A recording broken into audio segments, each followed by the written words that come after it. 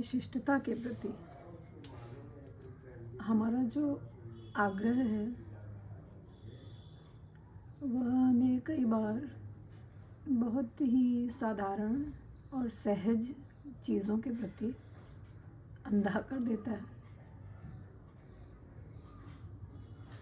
हम सहजता का, सरलता का, सीधी सादी बातों का सौंदर्य देखने से चूक जाते हैं, और अगर कभी वह हमें नज़र आए तो हमें लगता है कि वह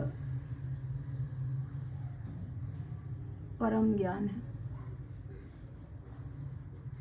हालांकि परम ज्ञान अगर कुछ होता होगा तो वह निश्चित ही सहज ही होता होगा, लेकिन ज्ञान शब्द अब इतना दूषित हो चुका है कि वास्तविक रूप में या अपने मूल रूप में वह क्या है उस तक पहुंचने की यात्रा भी जटिल है। तो हम कम से कम परम ज्ञान को सरल ढंग से तो नहीं ही समझ पाते, लेकिन कभी कभी कोई सरल सी बात, आसान सी बात, सरल सा वाक्य, एक साधारण सा दृश्य हमें इस तरह सम्मोहित कर देता है कि अचानक से भीतर कुछ कौंधता है और लगता है कि यह परम ज्ञान है।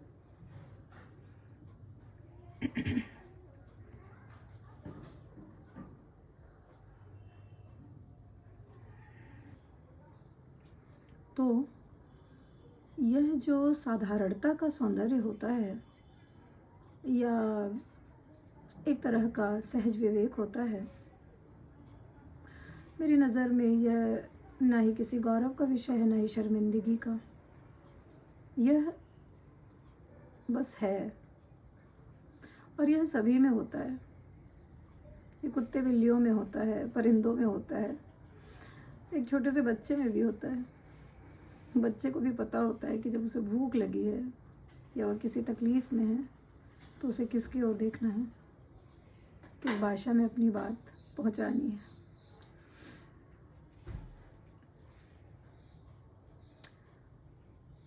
ज्ञान अगर एक साधारण दिनचर्या में काम ना आए तो उसका अर्थ क्या है, उसके होने का मतलब ही क्या है।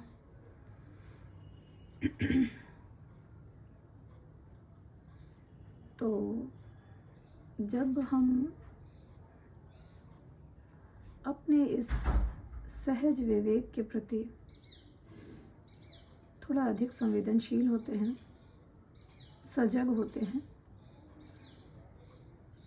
तो हमें 15 करोड़ के किसी ग्रंथ की आवश्यकता नहीं पड़ती, पढ़नी नहीं चाहिए।